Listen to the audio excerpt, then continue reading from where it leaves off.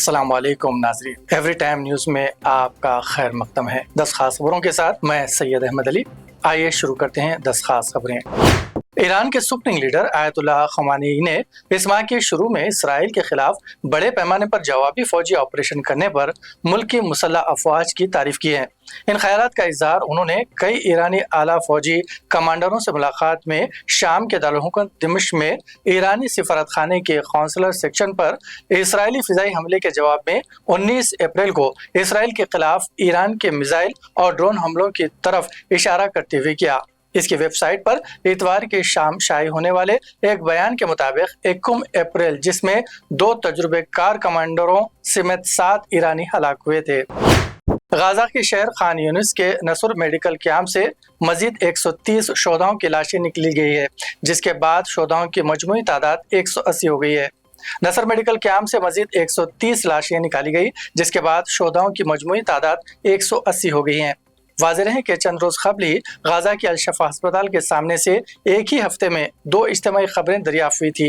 दोनों इज्तिमाई खबरों से 39 अफराद की लाशें मिली थी, जबकि इनमें से 30 लाशें हाथ पैर बंधी और तशद्दुद थी।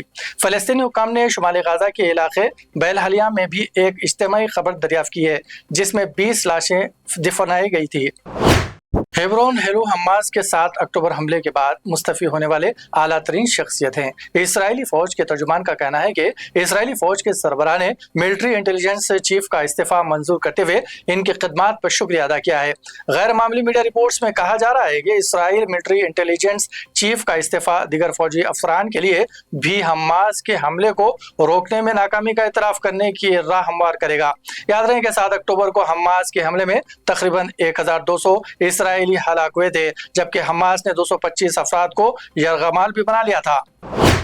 ईरानी सदर के वज़ीर आला शहबाज शरीफ से मुलाकात, दहशतगर्दी के खात्मे को कोशिशों पर इत्तेफाक। दोनों रहनुमाओं ने ईरान पाकिस्तान दो तरफा ताल्लुकात के फरोग, मुख्तलिफ शोबों में ताउन बढ़ाने के हवाले से गुफ्तगू की और दहशतगर्दी के खात्मे के लिए दोनों मुल्कों की जानिब से मुश्तरका कोशिशों पर इत्तेफाक किया।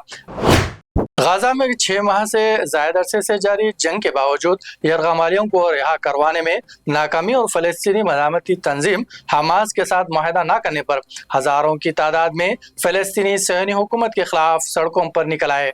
मीडिया के मुताबिक हज़ारों की तादाद में इसराइली आबादकारों ने दारुल हुकूमत तेल अवीव के अलावा यरूशलेम, बैतुल-शुआ, खैसरा और हाइफा में मुजाहरे किए। मुजाहिरीन ने इसराइली वज़ीर आज़म नेतन्याहू को बरतरफ करने और कैदियों की तबादले और क़ब्ल अज़ वक्त इंतख़ाबात कराने का भी मुतालबा किया। तेल अवीव में सबसे बड़ा मुजाहरा केपलान स्ट्रीट में हुआ, जबकि हमास की जानिब से यरगमाल बनाए गए इसराइलियों के अहले खाना की जानिब से कराया मिलिट्री बेड हेडक्वार्टर्स में एहतजाज किया गया और तेल अवीव में हॉस्टेज स्क्वायर पर भी बड़ा मुजाहरा किया गया। शुमाली मशरक़ी रियासत अंदरूनी मणिपुर पार्लियामेंट्री हल्के में पोलिंग स्टेशनों पर दोबारा पोलिंग शुरू हुई। मणिपुर के इन पोलिंग स्टेशनों से 19 अप्रैल को तशद्दुद के वाक़यात की इत्तला के बाद इलेक्शन कमीशन ने दोबारा पोलिंग का हुक्म दिया था। जुमे को लोकसभा इंतखाबात के पहले मरहले के दौरान कुछ शरपसंदों ने मुबैना तौर पर इन पोलिंग स्टेशनों पर फायरिंग की थी और ईवीएम को भी तबाह कर दिया था। तमाम पोलिंग स्टेशन पर सिक्योरिटी के सख्त इंतजाम किए गए ताकि किसी भी नागहानी वाक़े से बचाया जा सके।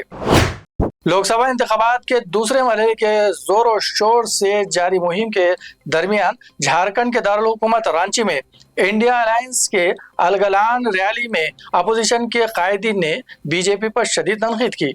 इस दौरान आम आदमी पार्टी के लीडर और राज्यसभा रुकने पार्लियामेंट संजय सिंह ने भी बीजेपी पर सख्त निशाना लगाया। संजय सिंह ने कहा है कि बीजेपी आइन में तब्दीली चाहती है, मुल्क बाबा साहब के आइन को मानता है, जबकि बीजेपी नागपुर के आइन में यकीन रखती है। उन्होंने कहा कि वजीर आजम मोदी कहते हैं कि वो एक भी बदउनवान शख्स को नहीं छोड़ेंगे। ऐसा वो इसलिए कहते हैं कि वो तमाम लीडरों को बीजेपी में शामिल करेंगे। प्रियंका गांधी ने हाल ही में तेजस्वी यादव के एक वीडियो के बाद बीजेपी के जरिए पैदा किए जाने वाले हंगामे पर भी तबसरा किया। उन्होंने कहा कि बीजेपी को गोश्त और मछली की नहीं, बेरोजगारों की बात करनी चाहिए।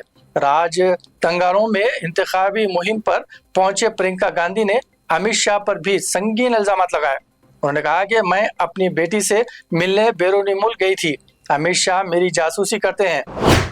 सलमान खान के घर पर हुई फायरिंग मामले में मुंबई क्राइम ब्रांच की टीम सूरत पहुंची हुई है। क्राइम ब्रांच की टीम इस फायरिंग में इस्तेमाल की गई बंदूक की तलाशी तापी नदी में कर रही है और इसके लिए खुसूसी गौताखारों का इंतजाम किया गया है। दरअसल मुलजिमीन ने पूछताछ के दौरान क्राइम ब्रांच को बताया है कि उन्होंने वारदात को अंजाम देने के बाद बंदूक सूरत की एक बड़ी नदी में फेंक दी है। यही वजह है कि क्राइम ब्रांच की टीम सूरत में सर्च ऑपरेशन चला रही है।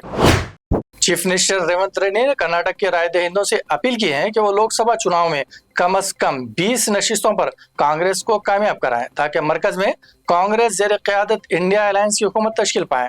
उन्होंने यकीन जाहिर किया है कि राहुल गांधी मुल्क के आइंदा वज़ीर आज़म होंगे और नरेंद्र मोदी को लोकसभा चुनाव में जवाल का सामना करना पड़ेगा।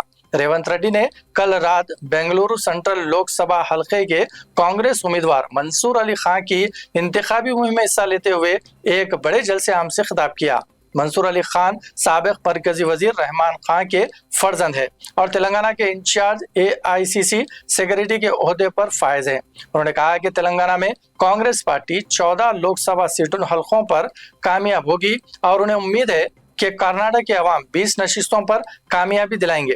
रेवंत रेड्डी ने कहा है कि मोदी परिवार में enforcement directorate, CBI, income tax, Adani और अंबानी शामिल है, जबकि कांग्रेस परिवार सोनिया गांधी, राहुल गांधी और प्रियंका गांधी पर मुश्तमिल है। इसी के साथ 10 खास खबरों का ये सिलसिला इख्तिताम को पहुंचा। ताज़ा तरीन खबरों के साथ एवरी टाइम न्यूज़ को जुड़े रहिए। अल्लाह हाफिज।